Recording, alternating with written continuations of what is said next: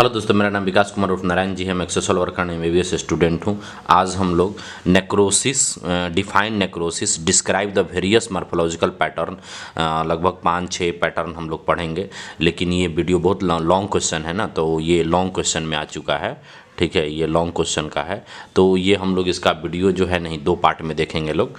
ठीक है, तो आप फर्स्ट पार्ट बना देख रहे हैं और इसके बाद सेकंड पार्ट आएगा। देखिए, डिस्टर्बेंस ऑफ एक्सटर्नल इन्वायरमेंट क्या है? Disturbance of external environment beyond the limit of homeostasis.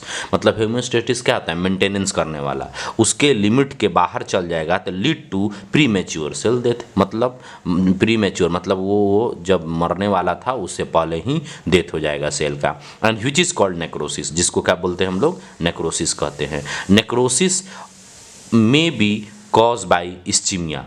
Necrosis किसके द्वारा हो सकता है? May be cause by ischaemia, infection, poisoning, etc.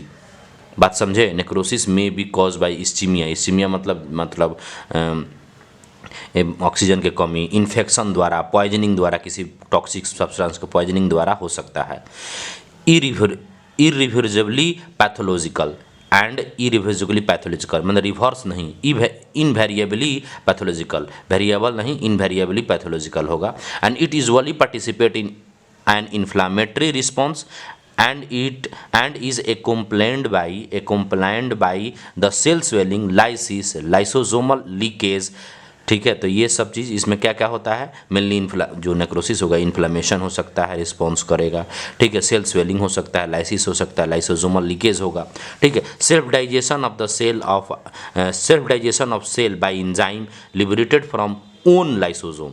खुद लाइसोसोम जो सुसाइडल बैग है ना, उसी से ये सेल डाइजेशन हो जाता है, सेल्फ डाइजेशन हो जाता है। And on the other hand is labelled autolysis, जिसको क्या बोलते हैं? ऑटोलाइसिस। ठीक है, अब आगे बात करेंगे, इसका थोड़ा सा मैकेनिज्म देख लेंगे। ठीक है, sequence event of cellular necrosis का क्या क्या सीक्वेंस इवेंट है। सबसे पहले सीवियर मेम्ब्रेन डैमेज, मतलब मेम्ब्रेन डैमेज का जब सीवियर डैमेज हो जाएगा तब लाइसोसोमल एंजाइम इंटर करता है साइटोप्लाज्म में। कहाँ इंटर करता है? साइटोप्लाज्म में। ठीक है, उसके बाद आपका progressive degenerate lysosomal enzyme inter करता है साइटोप्लाज्म में। फिर क्या है? प्रोग्रेसिव डिजनरेट, पहले डैमेज हुआ मेम्ब्रेन, उसके बाद लाइसोजाइमल एंजाइम इंटर हुआ साइटोप्लाज्म में। अब साइटोप्लाज्म क्या है? वो पूरा फ्लूइड में फैल जाएगा और progressive degeneration, lethally injured cell necrosis में चला जाएगा। और यहाँ पर क्या होगा? लीकिंग ऑफ सेलुलर कंटेंट, क्योंकि नेक्रोसिस होगा तो सेलुलर कंटेंट लीकेज होता है, अपटोसिस में नहीं होता है। हम लोग डिफरेंस पढ़ चुके हैं पहले। And acute inflammation due to leaked content. यहाँ पर ये भी देखना है कि एक्यूट इन्फ्लेमेशन जो है कि नहीं, acute inflammation due to leaked content, यहाँ पर इन्फ्लेमेशन होता है नेक्रोसिस में। अब जो है नेक्रोसिस का पैटर्न जो है कि नहीं, हमको पढ़ना है कितना? देख लीजिए, हमको पढ़ना है 6। ठीक है, लेकिन अभी इस वीडियो में हम केवल पहला पढ़ा देते हैं, फिर बाकी 2 और 3 वीडियो, हमको 3 पार्ट लगेगा इसमें। ठीक है, ये लॉन्ग क्वेश्चन है, ये आता ही आता है। अब देखिए, इसका पार्ट वाइज करके आता है। कभी कभी तो कोगुलेशन ही पूछ देगा केवल, या ये आपका जैसे ये भी पूछ देगा फेब्रुआरी नेक्रोसिस क्या बोलते हैं, एंजाइमेटिक फैट नेक्रोसिस क्या बोलते हैं, बस कुछ भी पूछ सकता है, ये नहीं कि सारा ही पूछे। ठीक है, फिर अगर लॉन्ग पूछा है तो लॉन्ग ही पूछेगा। इसका पार्ट वाइज करके भी पूछता है, तो इंपॉर्टेंट है, जरूर इसको देखें। ठीक है, अब है coagulative necrosis. Coagulative, it is the most common pattern of necrosis, सबसे ज़्यादा मोस्ट कॉमन है।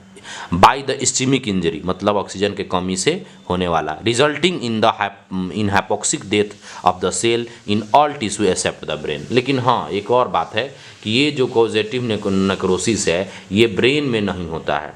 कहाँ नहीं होता है? ब्रेन सेल में नहीं होता है, क्योंकि जहाँ पर ये प्रोटीन रिच वाला में होता है। पढ़ेंगे हम लोग कौन प्रोटीन रिच में होता है, कौन फैट रिच में होता है।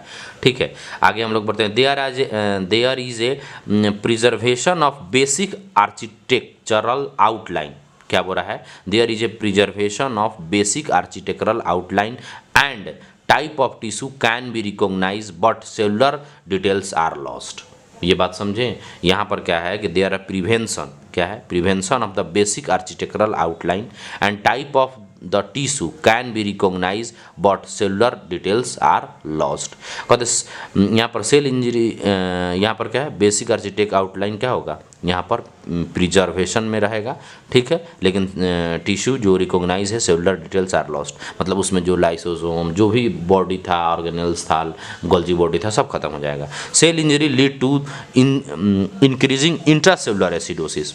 सेल इंजरी क्या करता है, इंक्रीज करता है इंट्रासेलुलर एसिडोसिस को, and which denatured and not only structural protein but also enzymatic protein, and so block the proteolysis of the cell, thereby preventing loss of architect of tissue। यहाँ पर क्या cellular increase करता है cellular acidosis, तो इसीलिए क्या होता है, डीनेचर हो जाता है स्ट्रक्चरल प्रोटीन, तो enzymatic protein denature also denature हो जाता है। जब इंजाइमेटिक प्रोटीन मतलब इंजाइम ही डीनेचर हो गया तो प्रोटेलाइसिस नहीं हो पाता है, तो टिश्यू का आर्किटेक्ट बना रहता है, ठीक है। सेल मेम्ब्रेन का डिगर्सन नहीं होता है, बाकी चीज़ों के नहीं होता है।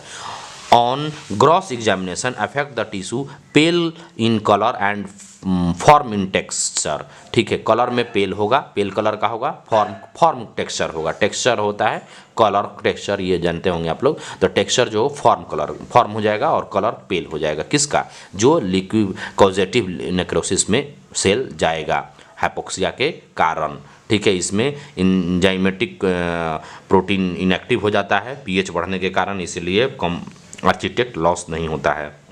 माइक्रोस्कोपिकली इंक्रीज करता है इसिनोफिलिया, इसमें eosinophilia of the cytoplasm increase करता है एंड डिक्रीज करता है basophilia of the nucleus are observe, ठीक है। Myocardial infarction is an excellent example, क्योंकि माइट्रोकार्डियल इन्फ्रैक्शन जो है ऑक्सीजन के कमी से ही होता है, ठीक है। ये एक्सेलेंट एग्जाम्पल है acidophilic coagulative nucleated cell are seen, ठीक है। तो देखिए तीन चीज़ है, माइट्रोकार्डियल इन्फेक्शन का अगर हम लोग स्लाइड देखेंगे तो तीन चीज़ दिखेंगे, एसिडोफिलिक होगा, कोगुलेटिव न्यूक्लिएटेड सेल होगा। कोई दिक्कत है?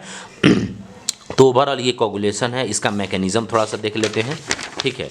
मैकेनिज्म क्या है भाई, ठीक है। द मैकेनिज्म देखिए यहाँ पर फिर आगे है लिक्विफेक्टिव नेक्रोसिस, ये हम नेक्स्ट वीडियो में बताएंगे, ये बहुत लंबा है, ये आप कंटिन्यू देख लीजिएगा पार्ट 2 इसका। कह रहा है कि mechanism of evolution of coagulative necrosis is shown in flow chart, ठीक है। Denaturation of structure as well as enzymatic protein, lack of enzymatic protein, block protein. सबसे पहले क्या होता है, पीएच बढ़ेगा, पीएच डिक्रीज करेगा, पीएच मतलब एसिडिटी बढ़ेगा तो डीनेचुरेशन हो जाएगा इंजाइमेटिक प्रोटीन, फिर lack of enzymatic protein, block proteolysis नहीं हो पाएगा, और जिससे प्रिवेंट हो जाएगा बेसिक आर्किटेक्ट और टिश्यू नहीं डिस्ट्रॉय होगा। तो ये mechanism of evolution of coagulative necrosis का ये फ्लो चार्ट है, ये भी बनाना जरूरी होता है, इससे नंबर बढ़ता है, ठीक है। तो आगे हम लोग और भी पढ़ेंगे, जैसे लिक्विफेक्टिव पढ़ेंगे, उसके बाद गैंग्रीन नेक्रोसिस पढ़ेंगे, बाकी अभी और बचा है 5, ठीक है। तो थैंक यू, जय हिंद।